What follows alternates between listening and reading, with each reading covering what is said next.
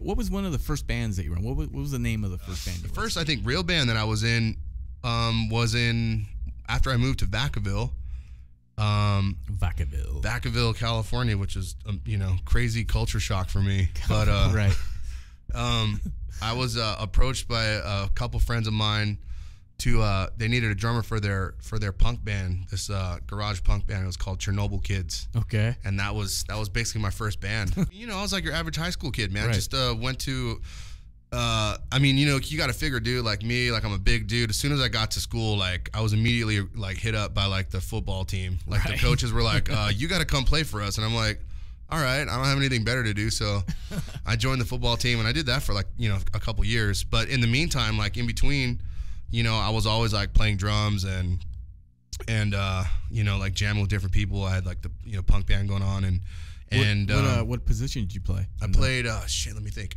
It was, were you tight end? I was it was offensive tackle, and then defensive guard were my two positions that I played. It was cool, man. I just eventually I got sort of done with it. I was done with it. Like I just wanted to play music. I wanted to rock and roll. Like, what do you want? I met Jacoby, from Papa Roach, and we had talked about starting a band, and so we just decided one day, fuck it, let's do it. He was originally going to play bass for the band. Wow. And he had a bass his bass got stolen by actually the kids that I was in the other band with. Right. They stole his fucking bass. So he said, I don't have a bass, and I'm like, that's all right, you could sing, we'll find another bass player. Right. And that's how it all went down, dude. That was the birth of Papa Roach, and then immediately thereafter, we're trying to come up with a name, and and what's up, dude? Well, look who walked in. Oh, dude, friend of mine. Look at baby. What's up, man? How you doing? Did you just wake up or what? Yeah. Hey, say what's up to the Sac Rock radio audience. We're out there live. We're on HD right now. Yes. This is Fox Sports. Right on. This is Chris Fenn, everybody. He's a good friend of mine, and I've known him for a long time. Yes. Let's get in. Papa Roach, you guys were formed in '93. Yeah. You guys, obviously Kobe Dick, remember a long time you guys played pretty much a lot of shows in Sacto. You guys did a ton of shows everywhere. You guys had the first EP you came out with, right?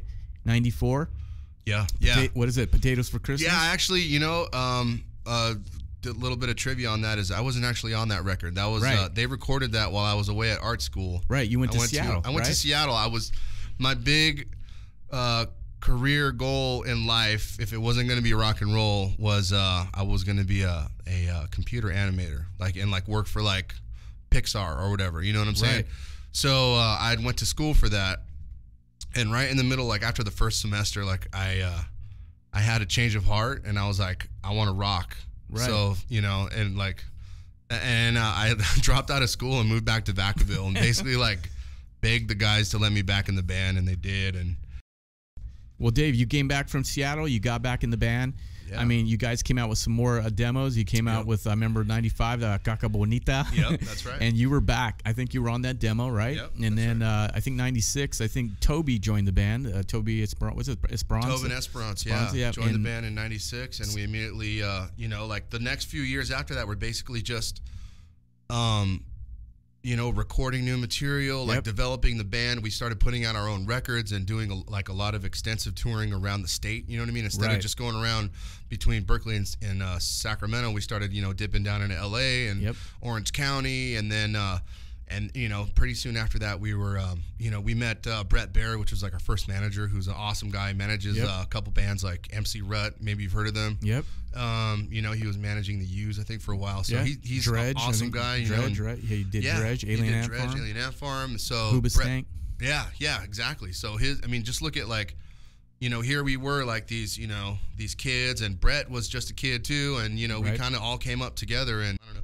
Anyway, but so yeah, we met Brett. We got hooked up with Brett, and basically his big advice to us was write some hits, and play shows, and if you do that, everything else will fall into place, and that's exactly what we did. We wrote these songs that ended up being the Infest record, which was the record that we got signed to DreamWorks with in 1999. the first label to actually show serious interest in us was Warner Brothers. That's and right. they actually signed us to a 5-song production deal. And we went, we took the money and we went and found, Brett found Jay Baumgartner, who at that time was Cold Chamber, right? Cold Godsmack, Chamber, 3 Days Grace, System of a Down. System He of did a the Down. System of a Down demos. So you know, he was already off to like a Helmet. pretty awesome start. You know Right. what I mean? And so, you know, he agreed to work with us, and we went into NRG Studios, and at that time we did, I think the songs we recorded and tracked for Warner was Last Resort, Broken Home, Dead Cell, She Loves Me Not, and there was a fifth one. I can't remember what it was.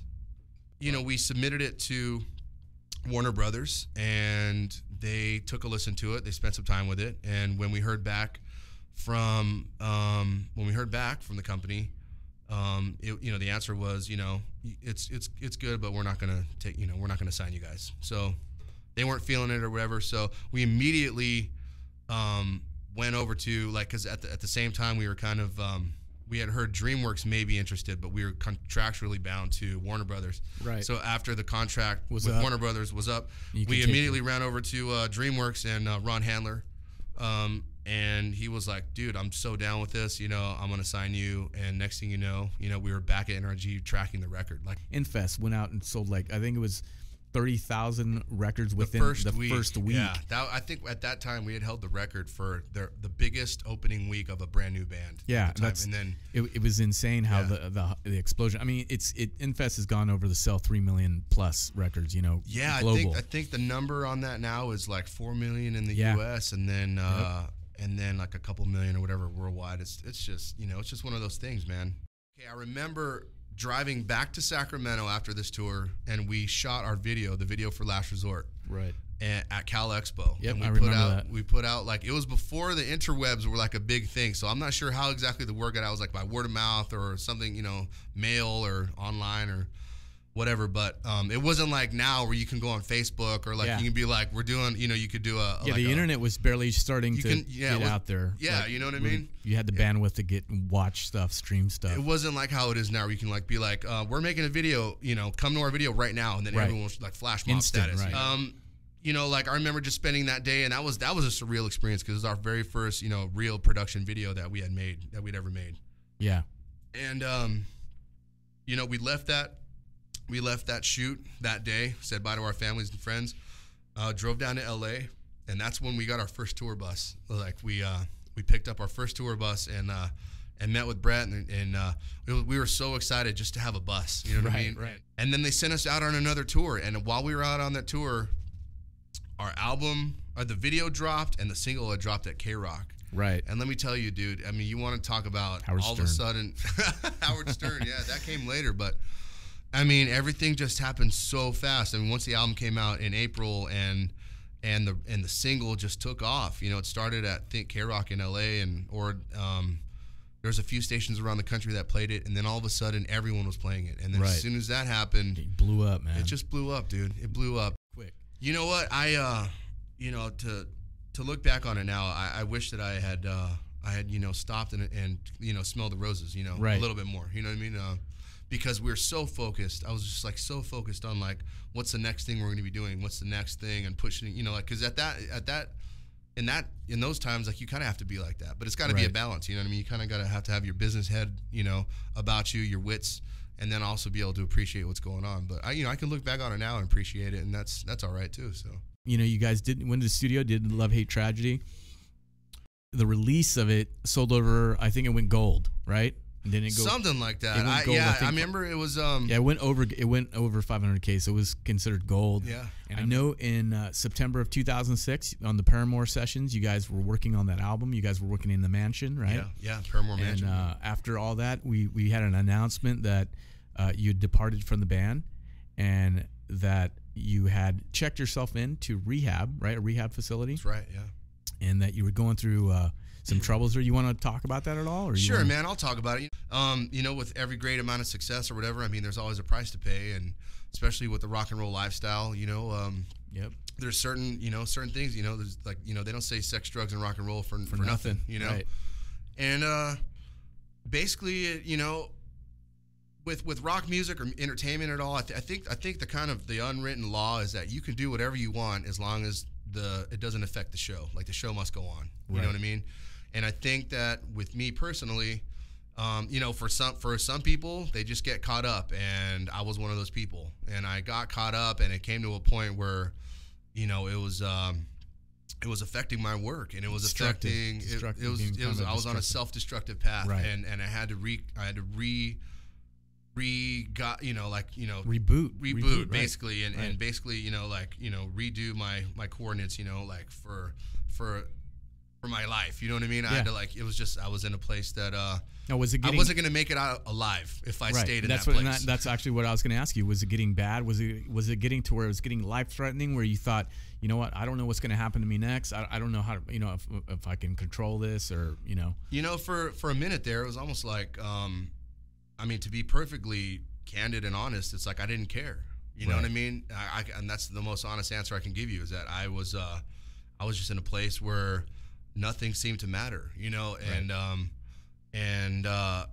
thank you know, by the grace of God and by the help of, you know, all my friends and family and people who cared about me, I've been able to overcome that. And one of the biggest factors in my sobriety has been my son being born, like the birth of my son.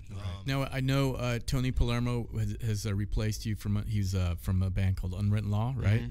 And they obviously, Papa Roach is still playing. They're still touring. Mm-hmm. I mean, have you talked to the guys? Do you have any? You know, do you have any? You know, you know who I still talk to is Tobin. You know, when Tobin's in town, he'll text me up. You know, we'll go eat lunch. You know, he's up here visiting his kids and stuff like that. So we'll hang out, and it's cool. The other two guys, you know, I think, you know, I don't know. I haven't talked to them, so I don't really know what's going on with them. But you know, I know, you know, I give them total props for, you know, basically, you know, like taking the ball and you know, like they're you know, the band's still going, like they're still going strong. They're doing good things. They're doing. I mean, you guys were like brothers. You guys were the brothers for how long? I mean, what? Yeah, for like 20 years. 20 years, right? Right. I mean, it's been about like that. Right. So. What do you think for your life is the key to success, for being successful? My honest answer, the most honest answer that I can give you, is that, you know, you know, I'm, you know, talented to a certain extent. I'm driven to a certain extent, but to me, like in my own personal universe, whatever, because I think everyone kind of lives in their own reality, right? Right. The greatest factor to the fact that I was able to make it as successful as I did was because I didn't know it was impossible. Right.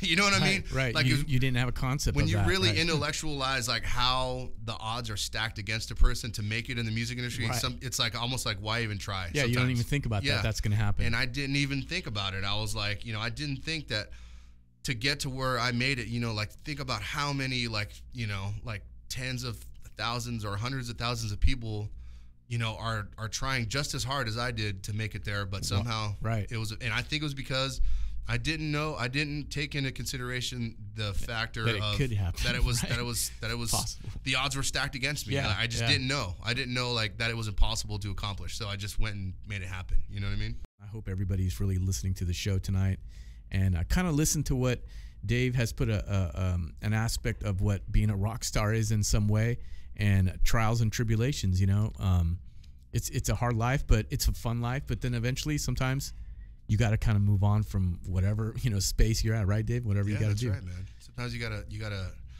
reboot. You gotta realign your chi. Yeah, that's right, man.